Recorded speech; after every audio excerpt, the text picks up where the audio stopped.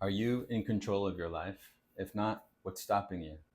So the other day I was watching this video, which I'll link right here, and it was a TED Talk about a woman sharing a vulnerable story about how she used to be addicted to drugs. She talks about her journey on trying to break this addiction, and she says that she was able to break it because she developed a sense of agency. And this immediately fascinated me because I try to develop this skill in my students as a teacher every single day. So in this video, I'm going to give you 3 ways that you can develop a sense of agency so that you can ensure that you are in control of your life. An important point here is that you don't need to hit some type of crisis or hit rock bottom in order to develop a sense of agency. These tips will help you to develop the skill and to gain control of your life. So the first tip is to assume that everything is learnable. When she shared this in her speech, I immediately resonated with it because in my classroom, I call it a couple other things. The first thing is growth mindset versus fixed mindset. A growth mindset says that you can do something, you believe in yourself, and there are no limits. A fixed mindset means that you're stuck where you're at, you don't really see yourself growing or changing, and that's that. The incredible power of this tip is that you teach yourself that traits are not fixed. Maybe some of the traits that you have explain who you are today, but that doesn't mean that they have to define you forever. By assuming everything is learnable, you can develop intelligence, you can develop confidence, you can develop creativity, and all of these things will help you grow as a person. The second concept that I share inside of my classroom, which is along these same lines, is the power of yet. A statement becomes 10 times more powerful if you just add the word yet to the end of it. I can't do it yet. I don't know how to solve this problem yet. I don't know yet.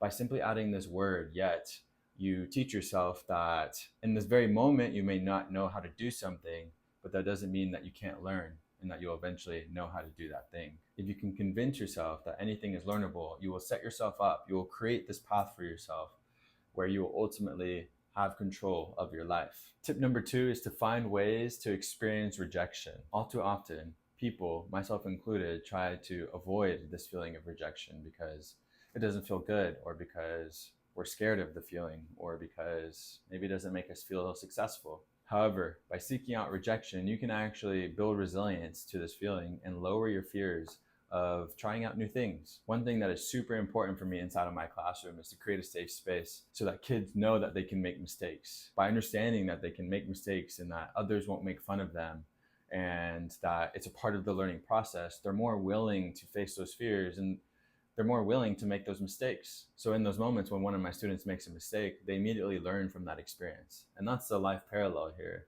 By seeking out rejection in whatever part of your life, those will serve to be learning experiences. And that's the only way you can learn. You don't learn by staying safe. You don't learn by staying inside of your comfort zone. You have to be willing to face rejection and you have to be willing to make mistakes. Think of it this way. Each no that you get strengthens you. Tip number 3 is to seek feedback. Thinking about this tip, I'm reminded of a video I just made where I share how important therapy has been for me. In this video, I made a point that it's difficult to change or to see from a different perspective because we're only looking through the models that we use to see the world. Speaking to a therapist is advantageous because they have their own different models and they can help you to see from a different perspective. Paralleling this to my classroom, I give feedback to my kids on all of the work that they do. If I didn't give this feedback, they wouldn't know where they needed to improve or how they could improve. It's similar in life. Think about your circle, your friends, your family, your colleagues, people who know you well and people who you trust. These people can share things about you that maybe you miss or maybe are considered blind spots because all you can see is the models that you're using. The feedback that these people give you can help you to gain a better control of your life. It can help you to develop a sense of agency because you're now looking at your life from multiple perspectives. So those are the 3 tips. Now, when I was thinking about how you can develop a sense of agency, it was easy for me to describe how I do it for my kids because I do this in a controlled environment. I'm creating a safe space and my kids understand that they're still growing, they're still learning, and that they can make these mistakes. Over time, they will hopefully develop this sense of agency. If you're watching this video and you're not inside of the classroom or you're not 10 years old, then it may be different for you to develop a sense of agency. So here are some other ways that you can develop a sense of agency. My first recommendation is for you to start small. If you're seeking out feedback from others, if you're finding ways to feel rejection, do so in very small ways. Get yourself comfortable, dip your toes in the water, and just see what it feels like. There's no need to jump all the way in. And then once you start to get used to these small wins, stack them. And then eventually you can venture out into deeper waters. You could even rehearse and do so in controlled ways. Talk to friends, have role-playing conversations, journal even.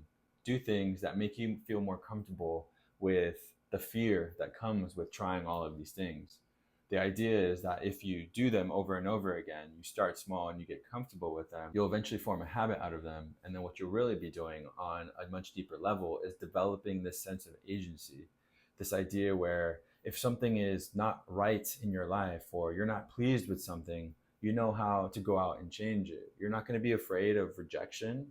You'll be welcoming to feedback or maybe criticism from others. And you'll understand that there's nothing that you can't learn. With all of these tools in your toolbox, you can shape and reshape who you are as a person. I decided to make this video because if the mission of my YouTube channel is to design a life of purpose, then I felt it was absolutely necessary for you to ensure that you feel like you're in control of your life.